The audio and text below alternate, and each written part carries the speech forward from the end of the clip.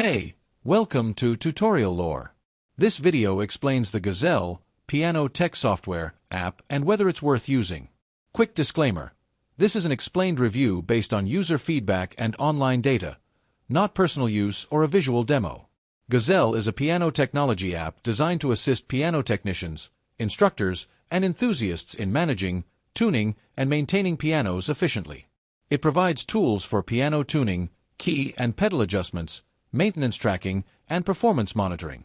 The app also includes guided tutorials, calibration assistance, and real-time feedback to ensure precise tuning and optimal instrument performance. Let's talk about how it performs in actual use. Users appreciate Gazelle's clean interface and structured workflow, which makes it easier to track maintenance schedules and perform technical adjustments. The real-time feedback and calibration tools help both beginners and professionals maintain accurate tuning, while tutorials support learning and skill development. The app is especially valuable for technicians managing multiple instruments or looking to streamline their workflow. Still, the app isn't without its downsides. Some users report occasional latency issues or hardware compatibility limitations.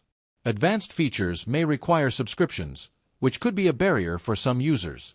Additionally, while the app is highly useful for piano management, casual learners or players may find certain technical features unnecessary. If you're finding this helpful so far, hit that like button. It really supports the channel.